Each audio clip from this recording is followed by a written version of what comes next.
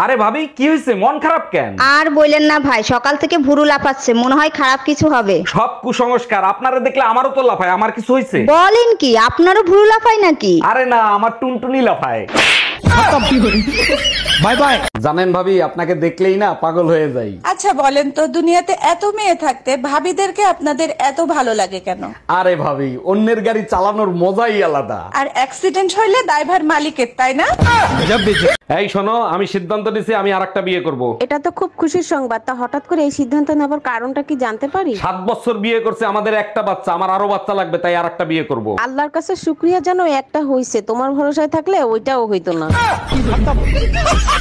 ভাবি, ভাই কিন্তু আপনাদের কাজের শ্রেণীর দিকে নজর দিছে। ওটা তো আপনাদের খাইসলত, ঘরে তা থুইয়া পরের তার দিকে নজর দেওয়া। একটু চোখে চোখে রাখেন, দেখেন কাজের শ্রেণী নিয়ে আবার পলান না দেয়। আরে না, পলাইবো না, এখন আর মেশিন আগের মতো কাজ করে না।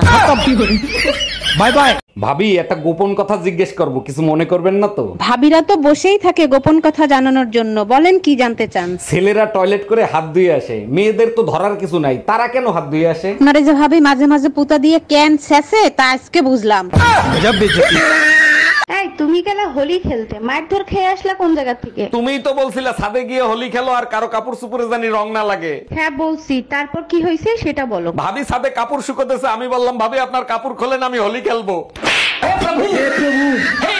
জাউরা বেটার কাছে কিছু চাইলেই ওর মাথা গরম হয়ে যায়। আরে ভাবি, তা ভাইয়ের কোন মাথা গরম হয়, কিছু বলছে? এসব কি বলেন, মানুষের মাথা থাকে কয়টা? দুইটা, একটা দিনে গরম হয় আর একটা রাতে গরম হয়। আজকে বুঝলাম ভাবি আপনারা মাঝে মাঝে পুতা দিয়ে ক্যান্সারছে। Bye bye. এই তুমি কার সাথে রাত কাটায় আসলা, কোথায় গেছিলা, সত্যি করে বলো। তোর মার সাথে গেছিলাম, সারা রাত বসে রামায়ণ শুনছি। ও আচ্ছা, তার রামায়ণ শুনে তুমি কি শিক্ষা লাভ করলা? আরে রাখো তোমার শিক্ষা, আমি তো এখন পর্যন্ত বুঝতেই পারলাম না সীতা কার বাপ।